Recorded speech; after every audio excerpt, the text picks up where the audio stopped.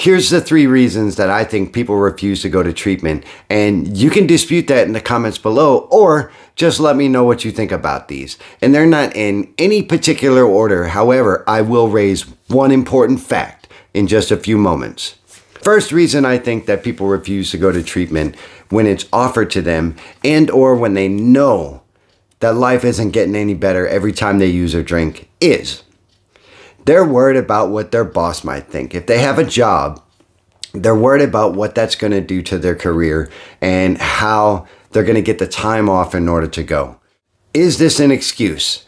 Of course it is. The reason it is an excuse is because I'm pretty certain, and again, you can dispute this in the comments below, that a boss will rather have you at 100% or close to it rather than a fake 50% trying to muscle through the job just to get your next drinker high. Tell me what you think. Number 2, and again, not in any particular order, what about my kids? You know, a lot of folks don't want to leave their children in order to go to rehab, because some rehabs are anywhere from 6 weeks all the way up to a year, depending on the person's circumstance and the severity of their disease. I understand the issue with not wanting to leave your children. When I was posed with going to rehab when I was in the Army, when somebody said, we're going to send you to treatment, I was like, no. This is going to kill my career. If this gets out there, this is going to kill my career and is going to take me out of the fight for a while. Not only that, I'll have to leave my wife and son for who knows how long, because, you know, I just don't want to be away from them. And I think that that long a period is going to do some damage to my relationship. Hello? You already did damage, dude. You've been drunk for almost the entire time that you've been married, and you've been drunk the entire time that you've had a son. So how's it going to help me by not going to treatment? Think about that. And again, let me know what you think in them comments below. The next one, and I'm almost done my little short list because it's 3, right? So we talked about the boss, we talked about the family, and I got this written down. Not the right time. No, you know, it's not the right time in my life for me to take 7 weeks off or 6 months off or a year off in order to go to treatment, because, you know, I'm not that bad yet. And I just have a lot going on, and I don't think it's the right time. Once more, hello there. My name is Wayne. I'm an alcoholic. Is any time the right time to stop? Of course it is. If you are an alcoholic like me or an addict, then your life, chances are, is completely out of control. So when is the right time? And I would like to see some comments below, but I mean, you think about that just for a moment, because a lot of us dwell in it's not the right time right now. But so for me, with all those things going on with my family, with, you know, the Army and everything else, we had missions coming up as well.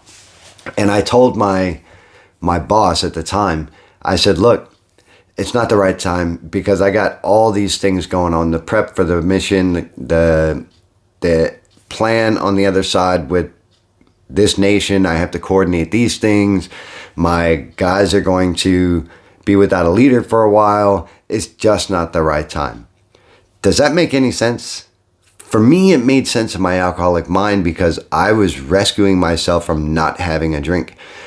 Because then the back of all that, to go with the family, to go with the boss, to go with the not the right time, I was more concerned in the back of my mind and in the forefront also about getting drunk again, and that's going to be taken away. That's scary as hell, man. And think about it. Depending on how long you've been drinking or using, and for some folks it doesn't even matter the duration, you're about to go without it. And that's a scary freaking thing, right? So I can understand the apprehension for someone to say it's not the right time, but there is never going to be the right time in order for you to get the help that you need, especially when it comes to like holidays and stuff like that, and Thanksgiving and Christmas and New Year's and on and on and on, where you want to celebrate and you know that if you go to treatment, you're not going to be drinking or using mostly. And that's a scary freaking thought, because that's what you've been surviving with for the last howevers. Let me know what you think about those below. Lost my point. Oh, yeah, you turkey gobblers. So, I'm sorry, I made myself laugh. That's kind of funny, a turkey gobbler. Anyway, so I have a live stream coming up this afternoon, and we're going to be talking about some of the things that surround surviving the holidays as a recovering alcoholic or addict, or someone who is on the fence about getting sober and everything else.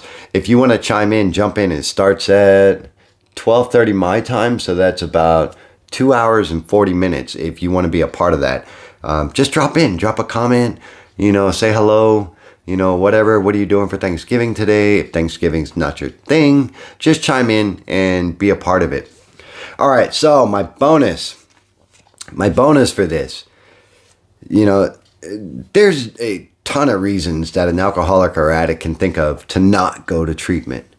And one of the primary things that I think, in my opinion, that somebody would use in order to not go to treatment is right back to, holy shit, I'm not going to be able to drink. I am not going to be able to drink or use. And like I said, that's a scary thought, and that can be a debilitating thought. And, to know that if you go to treatment, you're going to have to work through yourself and to do the things that you have to inward in order to build something to hold on to when you're out of treatment is also a scary thing. And a lot of folks are apprehensive about unraveling all the reasons why they drink or use in the first place. And you might disagree with that being a bottom line, but for me, this alcoholic with 23 years of active alcoholism and 6 years of sobriety in February, I can tell you for certain that my drinking was all due to everything that was underneath the surface.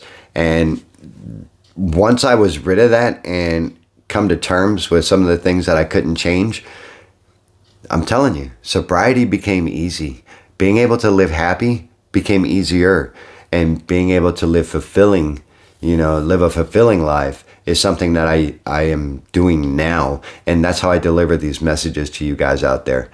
So, if you've enjoyed anything you see here and you think that you might consider subscribing, feel free to chime in, because this channel is all for you guys, and I'm here, and it's a holiday for Americans, Thanksgiving, and I think that this is one of those times where people are going to feel a lot of anxiety, hostility, and frustration, and they're going to feel that a drink or drug is going to fix that. Life is a garden, folks. Dig it? Let me know if you got anything out of today's little short video. I'm going to see you in the next one, or this afternoon if you're there. Have a good day. Bye-bye.